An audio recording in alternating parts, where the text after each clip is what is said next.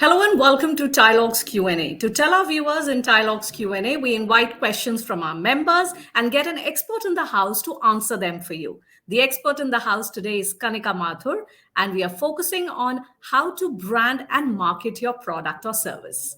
Welcome, Kanika. Thank you for joining us Hi, today. And we will nice to be dive straight here. into the thank you, and we'll dive straight into the questions. How to brand my product so that the customer gets to know about my product and also ends up using it and realizes how we are making the life simple for them.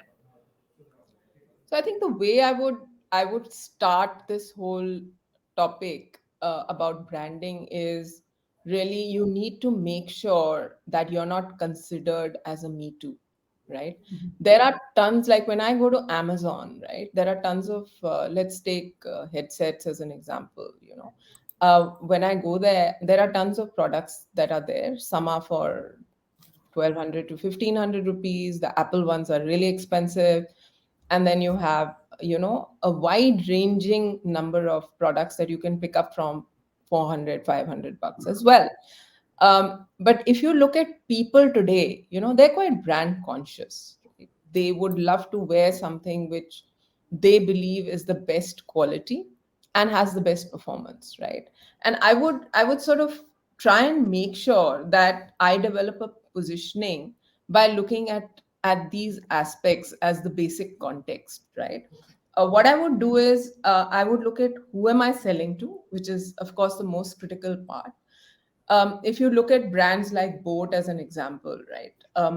They have clearly gone on the lifestyle sort of approach, and they are talking to a very wide mass target audience, right? And Mhm. they've used, cricketers and film actors as influencers who they showcase wearing the brand, and of course they've done really well in the market. Now, once you're getting into a situation where currently you're in a situation where you really cannot differentiate the product, then it's really important for you to think about a niche target audience first. How do you actually make a breakthrough, right? So who are you selling to?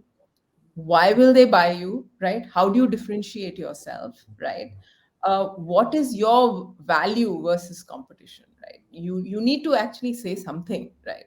Whether it's performance, whether it's customer service, you need to really talk about this, right? And how are you different and unique? And even if you're going to get a film actor to talk about it, you need to figure out why, right? So Why? that's, I think, an important thing, to look at. And the other thing I'd like to say is, how do you get inspired, right? Like the way I would get inspired is to look at someone like Apple, right? But look at what Apple has done. They've built a huge ecosystem, right? And they made the lives of people very simple by building an ecosystem. So once you're inside the ecosystem, you don't want to leave it.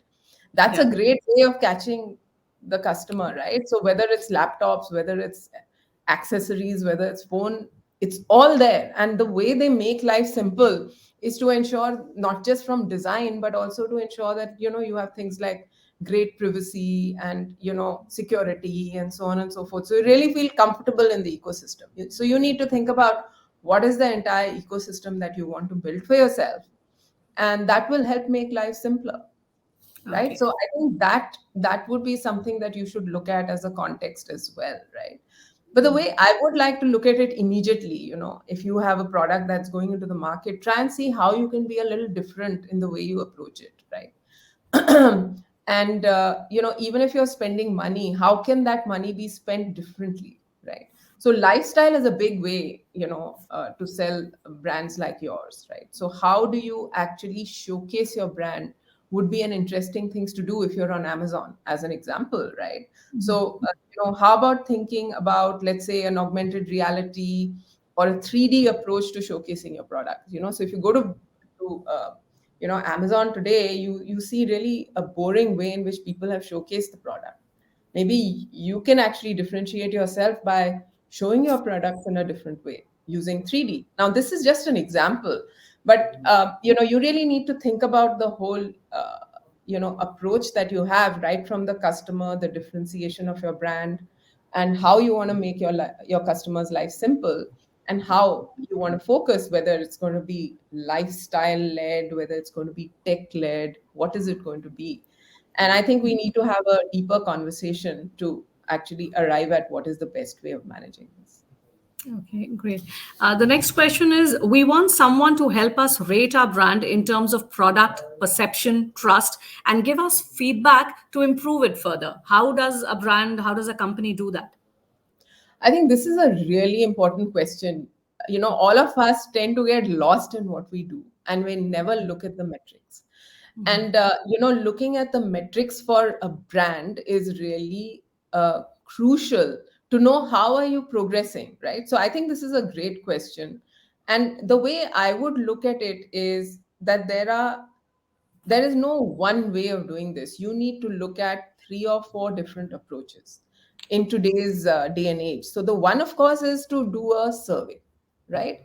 You can go out and actually do a survey with your customers and with your prospective customers to figure out what is the perception of the product or the service that you have, right? So, that's one thing that you should do. But a survey is not enough because it's always a sample. You should always look at what are people saying about you online. You should look at the negative and positive sentiments that you can actually gauge very easily when you look at things like reviews and ratings, and also conversations that are taking place online. So I would always juxtapose my survey with an online social media analysis of what people are really saying about my product and service. And I would take negative aspects of what they're saying in a very important way, and as a feedback to how I can improve myself, right? And of course, then there are other things that I can do. Like, for instance, I can look at my net promoter score. How are people ready to refer me, right, to other people? Now, that could be done in my loyalty program, it could be done at my point of sale, it could be done anywhere. But I think a net promoter score is an aspect that one should always look at, when one is looking at finding out a comprehensive way to rate the product. And lastly, I would look at things like market research reports on competition, market share, and stuff like that. So I would look at all these three, four aspects together and then evaluate where I need my perceptions to change and my value exchange to be better. Okay, great. That gets us to the last question. How to create and promote a brand if I'm targeting the rural market? Yeah, I think this is a really interesting question because India is such a huge geography and it's really difficult to penetrate it, particularly in the rural areas where there's very poor infrastructure and widely dispersed customers. So I would look at three key approaches for going to market. One is, how can I manage my distribution to underserved areas? Second is, how can I identify customers who are important to me, in a highly dispersed geography and market? And the third is, how do I build trust through an ecosystem of stakeholders? I would look at these three things as the three most important things that I need to do strategically, and then build my advertising and marketing around it. So when it comes to distribution, there are a lot of big players in the market today who are trying really hard to get into the hinterland. Let's take ITC as an example, or let's take Tata Motors or Unilever as an example. So ITC actually bypasses distributors and goes direct to retailers, and they serve them through scooties and vans and so on and so forth. Tata Motors have gone to the really to the edge of actually identifying people who could become their advocates, and they are called gram mitras, who actually collect information from people who may be interested in buying Tata Motor products. And Hindustan Unilever has rolled out the Shakti program, which is really very, very well known, where they've created entrepreneurs out of women, and they've created livelihood as well as a distribution, right? So these are three really interesting examples of how people have tackled the rural market and have succeeded, right? So you also need to think about how you're going to actually bypass major distributors who don't really have a focus beyond, let's say, the top 50,000 towns, and go beyond into the real rural hinterland. And the second thing I would look at is, who is my customer and how am I going to buy, how are they going to buy from me, right? So if I'm going to look at identification of the customers, I really need to focus on identification and methods of identification, right? Even if I define, it's not really going to help unless I'm able to identify, right? So people like Dabur, for instance, have used GIS to actually identify pockets of places. Like, for instance, they would look at concentration of banks branches, and they would look at the output, economic output of an area, and then go try and build a go to market plan, right? For instance, so clusters, identifying clusters would be an important area. Like, let's take Maruti as an example.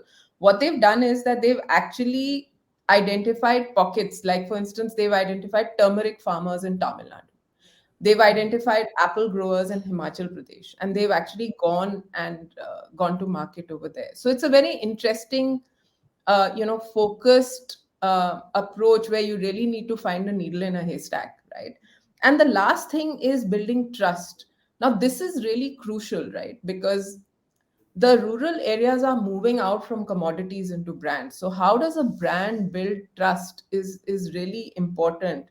And there, I think building personal bonds with consumers is critical. And so you have, a medical company called Novartis, which is actually, created a forum where they go out into the market, have health camps, and they actually go and help people, understand what are the issues related to health, whether it's family health, women health, child health, and they have camps. They go and advise people. So that actually has helped build a lot of confidence for this company, which leads to them, picking up their products when the time is right, right?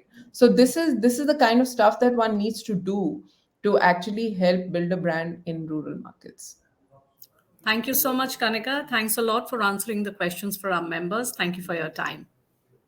It was a pleasure. I hope that we can catch up for deeper discussions. Sure, sure. Thank you so much, Thank Kanika. you.